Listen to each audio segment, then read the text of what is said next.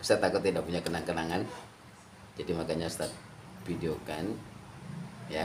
Ustaz videokan ini cara ngajinya Rianda. Rianda sudah 6 tahun lebih ya belajar ngaji dengan ustadznya gitu kan. Jadi mudah-mudahan yang singkat ini jadi kenang-kenangan buat kita ya. Rianda apa kabar, sehat kan? Alhamdulillahirabbil alamin. Ustaz dengarnya aja udah senang. Mudah-mudahan Allah selalu memberikan kemudahan di dalam kita belajar, kemudahan dalam belajar, kemudahan dalam melakukan ibadah, kemudahan dalam pokoknya segala hal. Allah berikan kemudahan insyaallah. Amin ya rabbal alamin.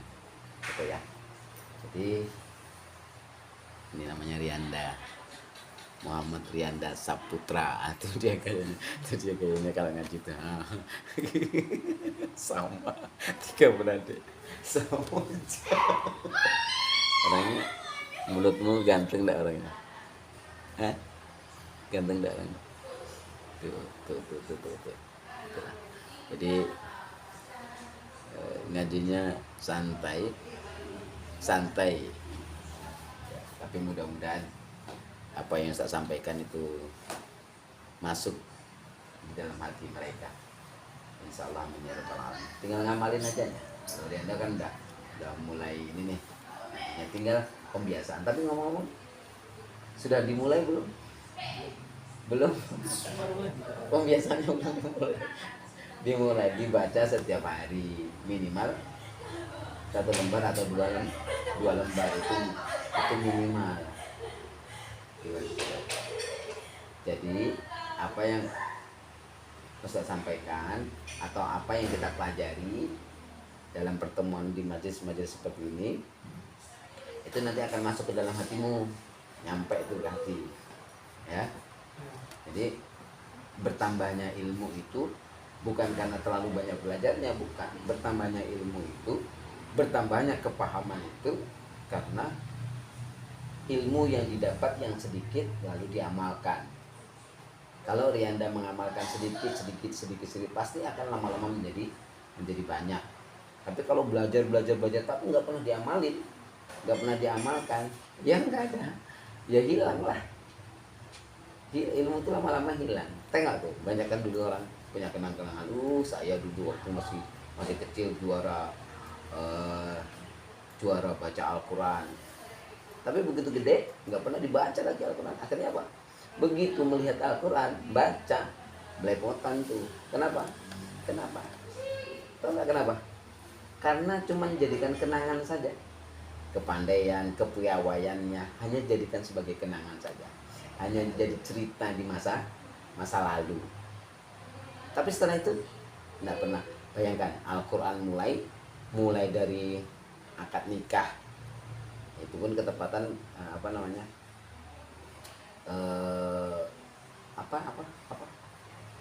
mas kawinnya atau maharnya itu Al-Quran.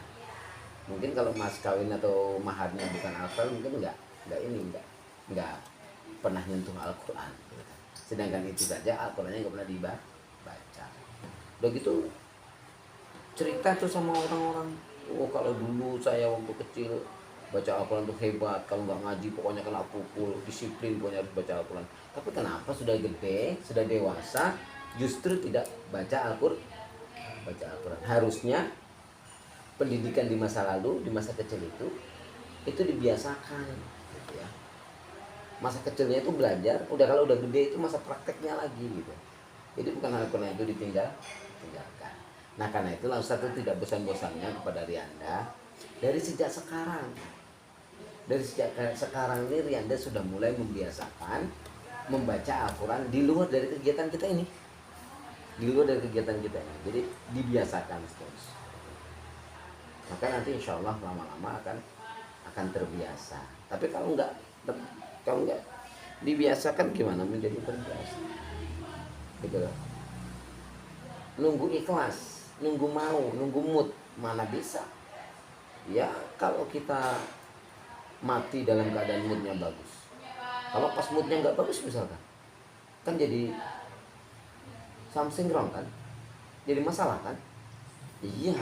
Akhirnya ya itulah. Nah itu karena kata Nabi kan, orang mati itu berdasarkan kebiasaannya apa. Kalau kebiasaannya bagus, maka mudah-mudahan mati pun dalam keadaan bagus, atau yang disebut dengan husnul khotimah. Tapi kalau kebiasaannya nggak bagus, gitu kan. Kebiasaannya lalai, kebiasaannya tidak peduli, baca Al-Quran tak peduli, sholat tak peduli, semuanya tak peduli, bantu orang tua pun sama orang tua pun nggak peduli, dan lain sebagainya. Maka kira-kira mungkin nggak akan mati dalam keadaan bagus? Ya mungkin sih, mungkin, tapi kan itu kan itu menjadi urusan Allah. Tapi yang jelas untuk husnul khotimah atau mati dalam keadaan bagus itu mesti diawali dari pembiasaan yang bagus, karena mati itu berdasarkan pada kebiasaannya. Kalau kebiasaannya bagus, maka mudah-mudahan kita pun akan dimatikan Allah dalam keadaan kayak beberapa bulan yang lalu yang pernah saya ceritakan itu kan, ada orang sedang baca Al-Quran, ibu-ibu sedang memimpin baca Yasin, meninggal dia. Apa nggak enak juga? Ya kan? Kebiasaan Rianda misalkan nongkrong bersama dengan teman-temannya, sunda gurau yang enggak penting, kadang malah menjerumus kepada bermaksiat. Ada cewek lewat di sweet gitu kan, jarang kayak gitu. Ada cewek lewat digituin, kira-kira bagus nggak itu? Iya kan, sempat pulang ke rumah. Kalau misalkan matinya di situ gimana coba? Abang nggak cilaka coba? Nauzubillah min dzalik. Janganlah berharap seperti itu. Makanya Ustaz selalu ingatkan kepada Rianda, biasakan walaupun berat, karena ikhlas itu tidak bisa datang dengan tiba-tiba. Ikhlas itu datang karena ada paksaan. Ikhlas itu datang karena pembiasaan.